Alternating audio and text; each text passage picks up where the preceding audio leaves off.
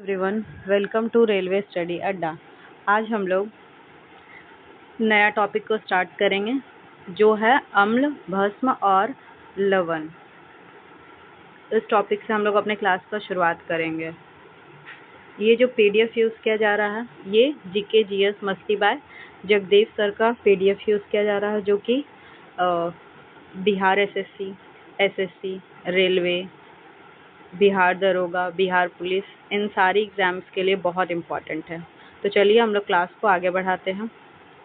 तो हम लोग सबसे पहले आज अम्ल और क्षार के बारे में जानेंगे, जिसको भस्म बोलेंगे। अम्ल किसे कहते हैं? तो जिसके आगे H+ रहे और जिसके पीछे में क्या रहे, OH- रहे, वो क्या हो जाएगा? जैसे कि अम्ल के आगे में क्या हो जाएगा, H+ और भस्म के पीछे में क्या हो जाएगा, OH- होगा। तो एग्जाम्पल कुछ दिया हुआ, जैसे HCl जिसको बोलेंगे हाइड्रोक्लोरिक अम्ल। फिर अम्ल का ही एग्जाम्पल H2SO4 जिसको बोलेंगे सल्फ्यूरिक अम्ल। फिर हो जाएगा HNO3 जिसको बोलेंगे नाइट्रिक अम्ल। फिर हो जाएगा H2CO3 जिसको बोलेंगे कार्बोनिक अम्ल। वैसे ही H3BO3 यानी कि ब्रोमिक अम्ल। फिर H3PO4 जिसको बोलेंगे फॉस्फोरिक अम्ल। फिर हो जाएगा HF यानी कि हाइड्रोजन फ्लोराइड।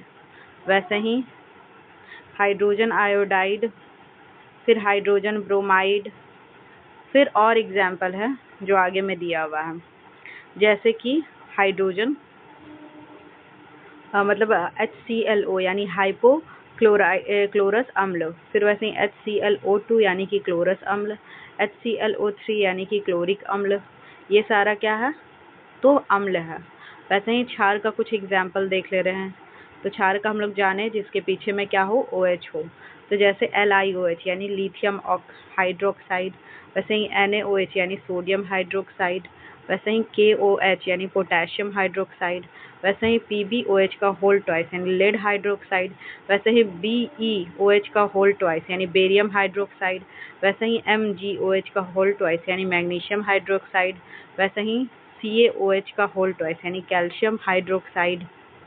वैसे ही SrOH का होल ट्वाइस यानी स्ट्रांशियम हाइड्रोक्साइड। वैसे ही BaOH का क्या हो जाएगा, होल ट्वाइस यानी कि बेरियम हाइड्रोक्साइड। वैसे ही NH4OH यानी अमोनियम हाइड्रोक्साइड। वैसे ही AlOH का होल थ्राइस यानी एल्यूमिनियम हाइड्रोक्साइड। ये सब क्या है? तो ये सब मेरा भस्म है। तो एक रह गया था ये क्षार वाला, HClO4 यानी कि परक्लोरेट अम्ल। ये सारा क्या है, क्षार था। और एक ये वाला। अब धातु के ऑक्साइड, धातु का अगर ऑक्साइड देखा जाएगा तो धातु के ऑक्साइड हमेशा क्या होते हैं, क्षारीय होते हैं। जैसे N2O, K2O, MgO, CaO, CuO, ये सब क्या है, एग्जाम्पल हैं। वैसे ही धातु का लिया जाएगा ऑक्साइड तो ये क्या होता है, अम्लीय होता है। जैसे CO2, N2O, PO4, SO2 etc। अब नोट के बारे में पढ़ ले रहे हैं। जैसे कि आगे में नोट्स दिया हुआ है कि क्या बोल रहा है, इम्पॉर्टेंट नोट्स है। जैसे CO और NO और जल H2O, ये सभी क्या होते हैं, उदासीन होते हैं। ये सब क्या होते हैं, उदासीन होते हैं। वैसे ही दूसरा note Al2O3, PbO, ZnO, BeO, SnO, ये सभी क्या होते हैं, उभयधर्मी ऑक्साइड होते हैं।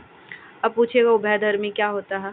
तो उभयधर्मी ऑक्साइड उसको बोलेंगे जैसे वैसी धातु के ऑक्साइड जो अम्ल और भस्म दोनों का जिसमें गुण पाया जाता है उसको क्या बोलते हैं, उभयधर्मी ऑक्साइड कहा जाता है।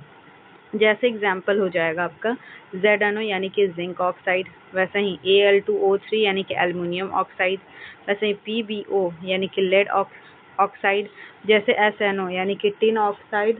वैसे ही BeO यानी कि बेरियम ऑक्साइड। फिर आगे दिया हुआ रहेगा, आगे है, फिर यहाँ पे दिया हुआ है एग्जाम्पल में ZnO और Na2 मिलकर के क्या हो जाएगा, Na2ZnO। इसलिए ये क्या है, ये वाला क्या है, अम्ल है और इसमें बार है, सॉरी, मतलब ये अम्ल है और ये क्या है, क्षार है। और मतलब इसमें दोनों का गुण है। और फिर क्या हो जाएगा, ZnO, ये क्या है, अम्ल है। ZnO क्षार हो जाएगा। और यहाँ क्या हो जाएगा, CO2, ये क्या हो जाएगा, अम्ल हो जाएगा, ZnCO3। चलिए आगे बढ़ते हैं। अब और अम्ल और क्षार में हम लोग अंतर ज्ञात कर लेते हैं, जैसे अम्ल और क्षार जिसको भस्म बोलेंगे। अब इसके आगे में क्या होता है, H होता है, इसके पीछे में क्या होता है, OH होता है। वैसे ही देखा जाए धातु के ऑक्साइड क्या होते हैं, अम्लीय होते हैं। वैसे ही देखा जाए धातु के ऑक्साइड क्या होते हैं, क्षारीय होते हैं। वैसे ही देखा जाए तो आर्हेनियस के अनुसार अम्ल जल में घुलकर क्या करता है, H+ आयन जिसको बोलते हैं हाइड्रोजन आयन, क्या करता है, देता है। वैसे ही क्षार में क्या हो जाता है, आर्हेनियस के अनुसार भस्म जल में घुलकर हाइड्रोक्साइड आयन यानी कि OH- आयन देता है। वैसे ही देखा जाए अम्ल का pH मान क्या होता है, 7 से कम होता है, जबकि भस्म का pH मान क्या हो जाएगा, 7 से अधिक होता है। वहीं अम्ल का स्वाद में क्या होता है, खट्टा होता है। भस्म स्वाद में क्या होता है, कड़वा होता है। अम्ल नीला लिटमस पत्र को क्या कर देता है, लाल लिटमस पत्र में बदल देता है। लिटमस एक तरह का पेपर हुआ, इसका बात कर रहा है। फिर वैसे ही भस्म क्या करता है, तो लाल लिटमस पत्र को नीला कर देता है। वैसे ही अगर देखा जाए मिथाइल ऑरेंज, ये सब मतलब एक तरह से टेस्टिंग पेपर हुआ, टेस्ट किया जाता है कि कोई चीज़ अम्ल है या नहीं। तो अम्ल डालने पर उसका रंग क्या हो जाता है, ये लाल हो जाता है। वैसे ही मिथाइल ऑरेंज पर भस्म डालने पर क्या हो जाता है, उसका रंग पीला हो जाता है। फिर वैसे ही फिनोफ्थिलिन में अम्ल डालने पर उसका रंग क्या हो जाता है, वो रंगहीन यानी कि कोई रंग नहीं दिखाता। वैसे ही फिनोफ्थिलिन में भस्म डालने पर उसमें रंग क्या हो जाता है, गुलाबी हो जाता है। कुछ इंपॉर्टेंट है 2-4, मतलब ये 2-3 जो लिखा हुआ था इसको याद रखना है। फिर वैसे ही देखा जाए तो अम्ल क्या हो जाएगा, धातु के साथ अभिक्रिया कर लवण और क्या करता है, हाइड्रोजन गैस मुक्त करता है। वैसे ही अगर देखा जाए भस्म धातु से अभिक्रिया का नहीं करता है, इसको भी ध्यान रखना है। फिर अगला में अम्ल वह पदार्थ है जो प्रोटॉन प्रदान करता है। इसकी खोज किसके द्वारा की गई थी, तो ब्रॉस्टेड एवं लॉरी के द्वारा की गई थी। भस्म के बारे में क्या कह रहा, तो भस्म वह पदार्थ है जो प्रोटॉन क्या करता है, ग्रहण करता है। ये प्रदान करता है, ये ग्रहण करता है। इसकी भी खोज ब्रॉस्टेड एवं लॉरी के द्वारा किया गया था। फिर आगे क्या कह रहा है, इसमें इलेक्ट्रॉन के निर्जन जोड़ी को स्वीकार करने की क्या होती है, प्रवृत्ति होती है। किसके अनुसार, तो लुईस के अनुसार। इसमें क्या होता है, इसमें इलेक्ट्रॉन के निर्जन जोड़ी त्यागने की प्रवृत्ति होती। किसके अनुसार, लुईस के अनुसार। लुईस कोई वैज्ञानिक है, उनके अनुसार। अब अम्ल के बारे में बता रहा है। अम्ल के बारे में आगे और दिया हुआ है, जैसे क्या बता रहा है कि अम्ल जो है वो HCl, HF, HCl, HBr, HI यानी कि इधर नीचे की ओर हम लोग जा रहे हैं तो अम्लता क्या हो रहा है, बढ़ते जा रहा है। अम्लता का गुण बढ़ता जा रहा है। HClO, HClO2, HClO3, HClO4, इसमें भी नीचे की तरफ जा रहे, क्या हो रहा है, अम्लता का गुण क्या हो रहा है, बढ़ता जा रहा है। HClO को क्या बोलेंगे, तो हाइपोक्लोरस अम्ल। HClO2 क्लोरस अम्ल। HClO3 क्लोरिक अम्ल। HClO4 पर क्लोरिक अम्ल। इतना को ध्यान रखना है। चलिए आगे चलते हैं। आगे में कह रहा है कि कार्बनिक यौगिक के अम्ल कौन कौन सा हो जाएगा, तो एसिटिक अम्ल। इसका फॉर्मूला क्या होता है, तो CH3COOH, ये हो जाएगा कार्बनिक यौगिक के अम्ल। फिर हो जाएगा फॉर्मिक अम्ल, इसका फॉर्मूला क्या होता है, HCOOH। फिर वैसे ही अम्ल ऑक्सीजन के आधार पर अम्ल का बात कर रहा है, तो ऑक्सीजन उपस्थित हो तो ऑक्सी अम्ल कहलाता है, जैसे H2SO4, HNO3, H2CO3, H3BO3 etc। और ऑक्सीजन उपस्थित नहीं हो तो क्या कहलाता है, अनऑक्सी या हाइड्रोक्सी अम्ल इसको कहते हैं, जैसे HCl, HI, HF, HBr etc। अम्ल प्रबलता के आधार पर अम्ल को क्या किया गया है, बांटा गया है, यानी कि कौन कितना प्रबल है। तो अम्ल प्रबलता के आधार पर, तो अम्ल प्रबलता के आधार पर क्या हो जाएगा, पहला हो जाएगा प्रबल अम्ल जिसको बोलेंगे इंग्लिश में स्ट्रॉन्ग एसिड। दूसरा दुर्बल अम्ल जिसको बोलेंगे वीक एसिड। तो वैसा अम्ल जो जल में घुलकर अधिक मात्रा में क्या करता है, हाइड्रोजन आयन प्रदान करता है यानी देता है, वो क्या हो जाता है, प्रबल अम्ल होता है। वैसे ही उसका उल्टा वैसा भस्म जो जल में घुलकर क्या करता है, OH- कम देता है, वो क्या हो जाएगा, दुर्बल अम्ल हो जाएगा। यहाँ पे भस्म लिखा गया,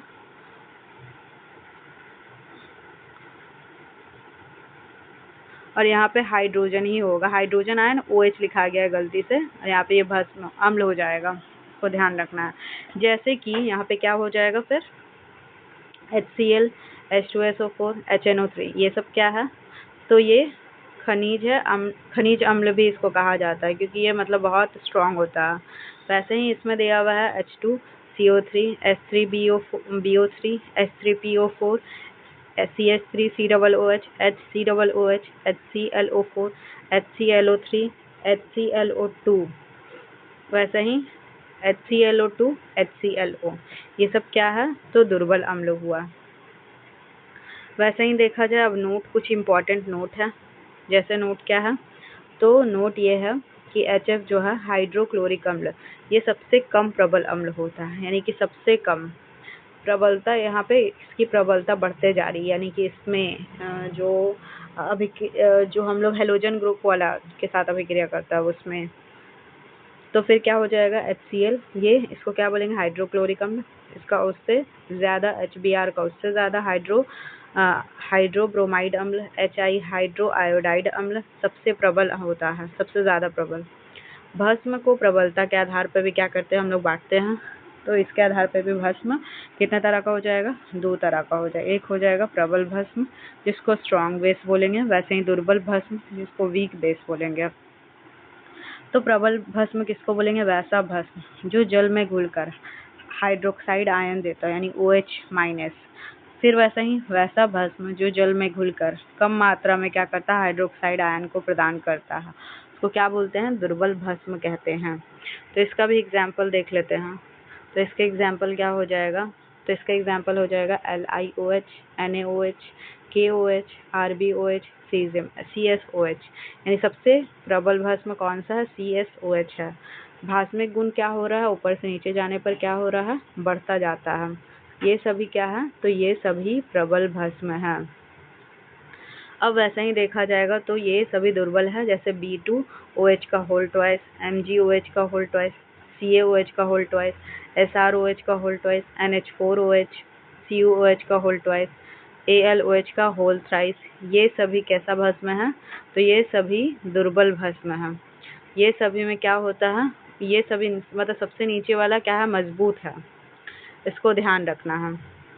अब उदासीनीकरण अभिक्रिया पे आते हैं।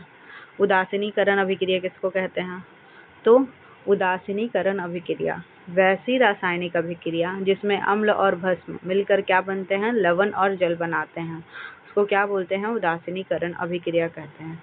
जैसे ये है मेरा अम्ल और भस्म मिलकर क्या बना, लवण और जल बनता है। वैसे ही भस्म और अम्ल मिलकर के मतलब वही चीज़, भस्म और अम्ल मिलकर के क्या बन रहा है, लवण और जल बन रहा है। जैसे एग्जाम्पल दिया हुआ यहाँ पे NaOH प्लस HCl मिलकर के क्या बन रहा है, जल में H2O और NaCl।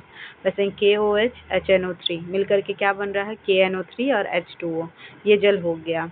CaOH का होल ट्वाइस और प्लस H2SO4, ये मिलकर के क्या बन रहा है, यानी कि CaSO4, नमक यानी लवण, H2O जल। फिर एग्जाम्पल आगे नोट कुछ दिया हुआ है, तो क्या है नोट में, तो नोट में ये है कि प्रबल अम्ल और प्रबल भस्म मिलकर के क्या बनता है, तो उदासीन लवण बनता है। वैसे ही प्रबल अम्ल दुर्बल भस्म मिलता है तो अम्लीय लवण हो जाता है, अम्लीय लवण हो जाएगा। प्रबल और प्रबल दोनों मिलेगा तो क्या हो जाएगा, उदासीन लवण बनेगा। प्रबल अम्ल और दुर्बल अम्ल, एक प्रबल अम्ल, अम्ल क्या है, ज़्यादा प्रबल है, और दुर्बल भस्म है, तो क्या हो जाएगा, अम्लीयता का गुण ज़्यादा प्रबल है तो अम्लीय लवण बनेगा।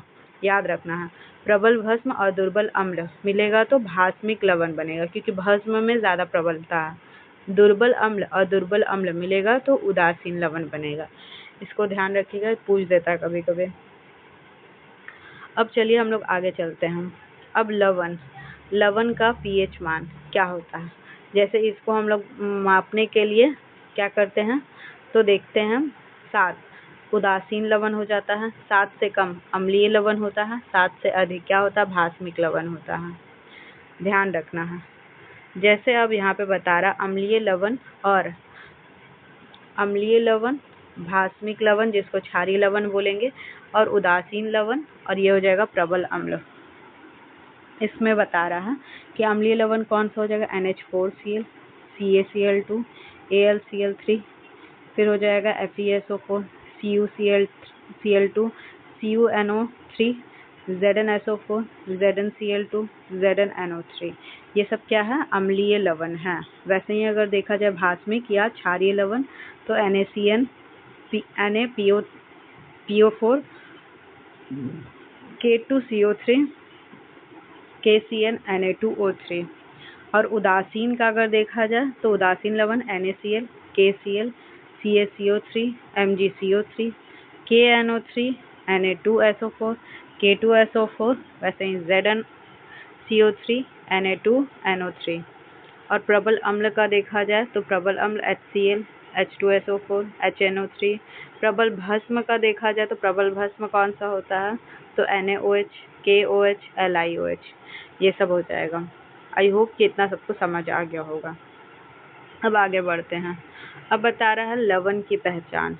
लवण की हम लोग पहचान कैसे करेंगे, H या OH के आधार पर। जब H बीच में हो तो अम्लीय क्या हो जाएगा, लवण हो जाएगा। जैसे NaHCO3, NaHSO4, CaHCO3, यानी कि ये क्या हो जाएगा, अम्लीय लवण हो जाएगा।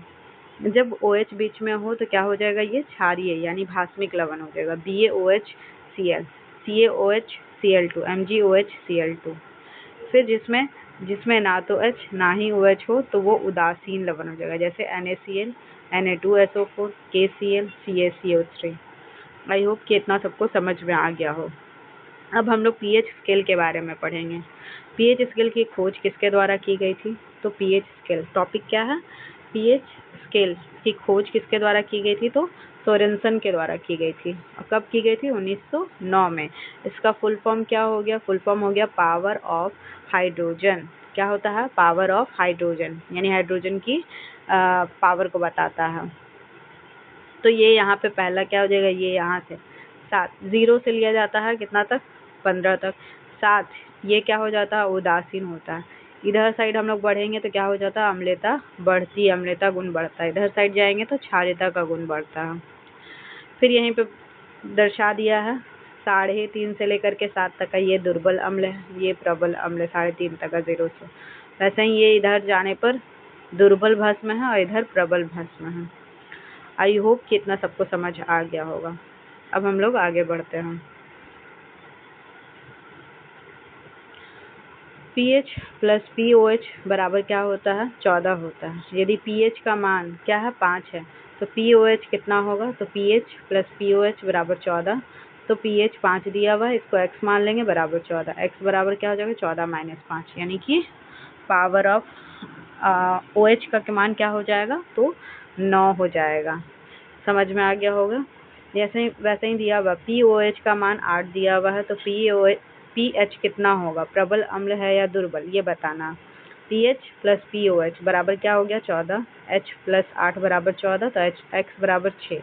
अतः पावर ऑफ जो हाइड्रोजन है 6 है, तो ये कैसा अम्ल है, तो दुर्बल अम्ल है। इस टाइप से अगर क्वेश्चन पूछेगा तो सबसे बन जाना चाहिए। फिर बता रहा ज़्यादा अम्लीय कौन है, इसमें से बताना है ज़्यादा अम्लीय कौन है। जैसे pH का मान 5 दिया हुआ है, यहाँ pH का मान 6 दिया हुआ है, यहाँ pH का मान 2 दिया हुआ है, और pH का मान 3 दिया हुआ है। जिसका जितना कम है वो क्या हो जाएगा, सबसे अधिक अम्लीय हो जाएगा, यानी ये कम अम्लीय। फिर हो जाएगा ऐसा, तो अकॉर्डिंग मतलब क्वेश्चन के अकॉर्डिंग से हम लोग समझेंगे। ये कम अम्लीय है, 3 वाला उससे 2 वाला से थोड़ा ज़्यादा हो जाएगा, इस टाइप से। अब फिर बता रहा हम कि क्वेश्चन है कौन सा, मतलब कि कौन नीला लिटमस पत्र को क्या कर देता है, लाल कर देता है। pH मान 7 है, pH मान 8 है, pH मान 7.4, pH मान 5। तो ये सारा क्या हो जाएगा, ये सारा गलत हो जाएगा, क्योंकि ये तो उदासीन है, उदासीन से बड़ा यानी कि भस्म, फिर ये हो जाएगा मेरा अम्ल। तो ये अम्ल है तो क्या कर देता है, लिटमस पत्र को नीला कर देगा, सॉरी नीला लिटमस पत्र को लाल कर देगा। फिर वैसे ही कौन नीला लिटमस पत्र को क्या कर देता है, लाल कर देता है। तो पीएच मान 3 है, पीएच मान 5 है, पीएच मान 4 है, फिर AO मतलब कि सारा का सारा ऑल ऑफ दीज। तो इसका सही जवाब क्या हो जाएगा, ऑल ऑफ दीज, क्योंकि तीनों का तीनों क्या है, अम्लीय है। इसको भी ध्यान रखना है, मतलब क्वेश्चन क्या पूछा जा रहा है उसके अकॉर्डिंग उसका जवाब देना है। फिर वैसे ही हम लोग अगला क्वेश्चन पे आते हैं। किसी दो पदार्थ का पीएच मान क्रमशः 2 और 5 है तो कौन अधिक अम्लीय है और किसका गुण। पीएच क्या है, इसका मान 2 है और पीएच 5 है, में अधिक अम्लीय कौन हो जाएगा, 2 वाला होगा। 10 के पावर 3 गुना क्या हो जाएगा, अधिक अम्लीय होगा। इसको ध्यान रखिएगा। अब हम लोग आगे आते हैं।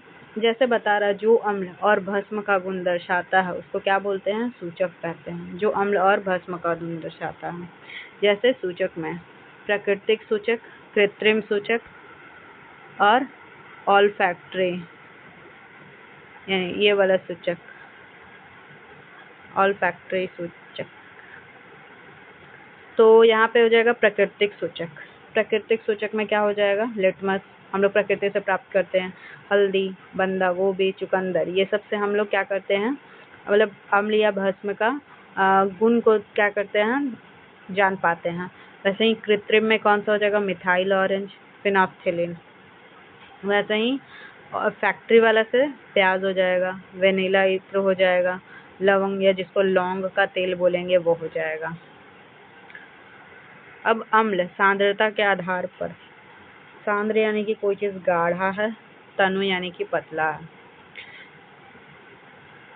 तो सांद्रता के आधार पर सांद्र अम्ल और तनु अम्ल, जिसमें अम्ल की मात्रा जल से क्या हो, अधिक हो, यानी कि अम्ल ज़्यादा है पानी से, और तनु क्या हो जाएगा, जिस विलयन में जल की मात्रा, मतलब अम्ल की मात्रा कम हो और जल की मात्रा ज़्यादा हो। एग्जाम्पल क्या हो जाएगा सांद्र का, H2SO4, HCl, HNO3।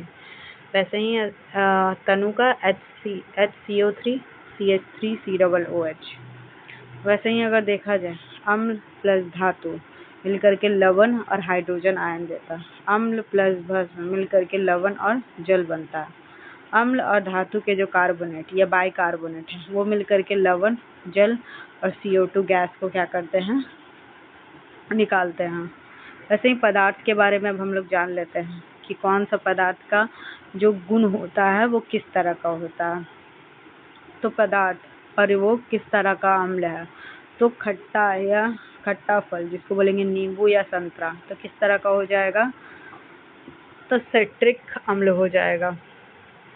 वैसे ही अगर देखा जाए इमली, तो किस तरह का अम्ल हो जाएगा, इसमें पाया जाता है टार्टरिक अम्ल। वैसे ही अंगूर में टार्टरिक अम्ल, कच्चा केला में भी टार्टरिक अम्ल पाया जाता है। सही सेब में मैलिक अम्ल, पका केला में भी पाया जाता है मैलिक अम्ल। फिर वैसे ही हो जाएगा टमाटर, ऑक्जेलिक अम्ल, बहुत इम्पॉर्टेंट है। पालक में ऑक्जेलिक अम्ल पाया जाता है। दूध में या दही में लैक्टिक अम्ल, मोस्ट इम्पॉर्टेंट। फिर वही अमाशय यानी पेट में हाइड्रोक्लोरिक अम्ल पाया जाता है। सिरका में एसिटिक अम्ल पाया जाता है। लाल चींटी या बिच्छू में फॉर्मिक अम्ल पाया जाता है। तो चलिए और हम लोग आगे बढ़ते हैं। वैसे ही अगर बोला जाएगा कि मधुमक्खी के डंक में किस तरह का अम्ल, फॉर्मिक अम्ल। मक्खन में किस तरह का अम्ल, तो ब्यूटेरिक अम्ल। चाय में किस तरह का अम्ल पाया जाता है, तो टैनिक अम्ल। वैसे ही गेहूं में किस तरह का अम्ल पाया जाता है, तो ग्लूमैटिक अम्ल पाया जाता है। वैसे ही बैटरी के पानी में तो सल्फ्यूरिक अम्ल पाया जाता है। सोडा वाटर में कार्बोनिक अम्ल पाया जाता है। विस्फोटक पदार्थ में नाइट्रिक अम्ल पाया जाता है। प्रोटीन में अमीनो अम्ल पाया जाता है। हरी घास व पत्तियों में बेंजोइक अम्ल पाया जाता है। अम्लों का राजा किसको कहा जाता है, सल्फ्यूरिक अम्ल को कहा जाता है। एक्वा रेजिया को अगर देखा जाए अम्ल का राजा, इसमें HCl, HNO3, 3 भाग HCl का होता है, 1 भाग क्या होता है, HNO3 का होता है। वही कभी कभी परसेंटेज भी पूछ लेता है, तो क्या हो जाएगा HCl का परसेंटेज, HCl का परसेंटेज हो जाएगा 75%, इसका हो जाएगा 25%। इसको भी ध्यान रखना है। अब आगे बढ़ते हैं 3:1 में। अब बता रहा एक्वारेजियम में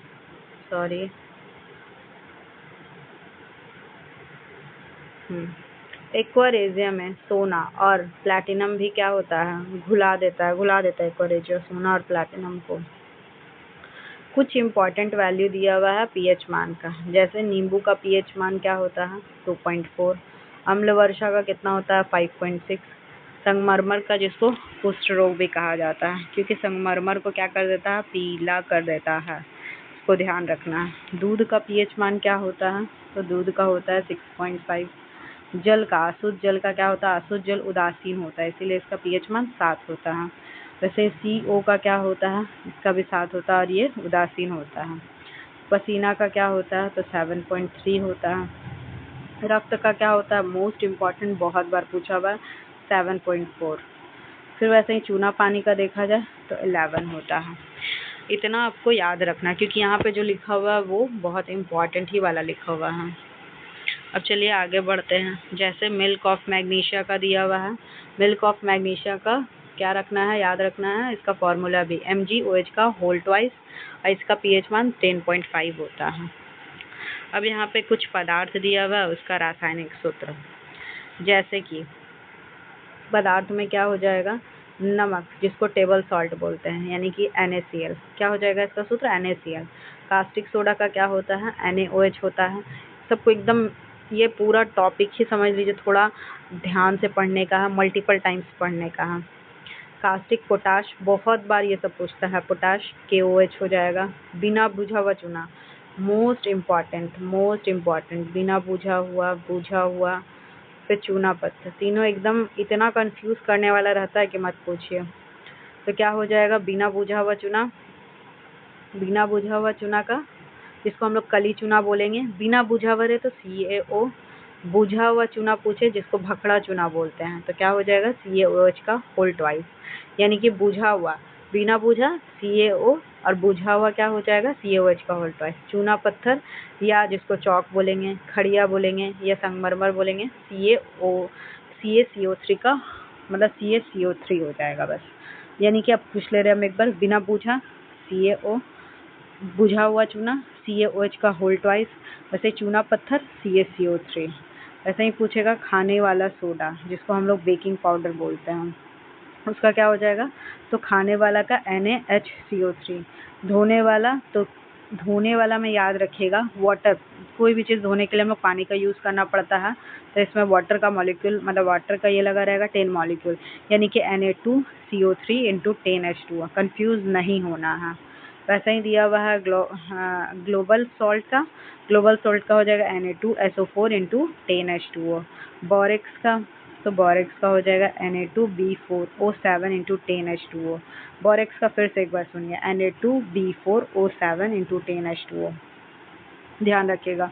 मिल्क ऑफ मैग्नीशिया का भी बताएं, MgOH का क्या हो जाएगा, होल ट्वाइस हो जाएगा। वैसे ही तूतिया का भी याद रखना एकदम। तूतिया का क्या हो जाएगा, तो तूतिया का हो जाएगा CuSO4 का CuSO4 × 5H2O। तूतिया का क्या हो जाएगा, CuSO4 × 5H2O।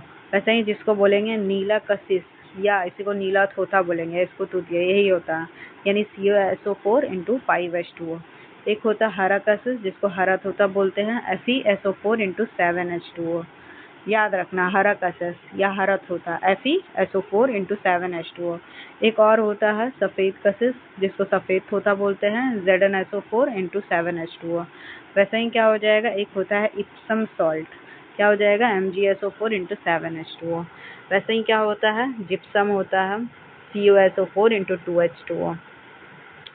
Plaster of Paris, CaSO4 × ½ H2O, या इसी को ऐसे करके CaSO4 का होल ट्वाइस × H2O, याद रखना है। विरंजक चूर्ण का क्या हो जाएगा, या इसी को हम लोग बोलेंगे ब्लीचिंग पाउडर, CaOCl2 या इसी को CaOCl2 का होल ट्वाइस, ऐसे करके लिखेंगे। फिटकरी का क्या हो जाएगा, K2SO4 Al2SO4 का होल ट्वाइस × 24H2O, ये भी बहुत इंपॉर्टेंट है। बॉक्साइट का क्या हो जाएगा, Al2O3 × 2H2O। आई होप इतना क्लियर हो गया होगा। अब आगे बढ़ते हैं। अब हम लोग का नया टॉपिक आ गया, उत्प्रेरक। तो इससे हम लोग क्या करेंगे, कल से यानी पेज नंबर 52 से हम लोग का क्लास कल रहेगा। आज जो पूरा है, पूरा का पूरा हम एसिड बेस सॉल्ट वाला चैप्टर ख़त्म कर दिए हैं। इसको मल्टीपल टाइम्स एक ही वीडियो को हो सकेगा वीडियो देखिएगा, नहीं तो फिर इसको हैंड रिटन लिखने का कोशिश कीजिएगा, याद कीजिएगा। बहुत ज़्यादा इसमें टॉपिक है जो याद करने वाला है, इससे ज़्यादा आपको कहीं नहीं मिलेगा। तो आप कोशिश कीजिएगा इसको मल्टीपल टाइम्स पढ़ सकें। बहुत सारा क्वेश्चन है जो बहुत बार पूछता है। तो आपको वीडियो पसंद आ रहा है तो वीडियो को लाइक कीजिए, चैनल को सब्सक्राइब कीजिए। Thank you so much.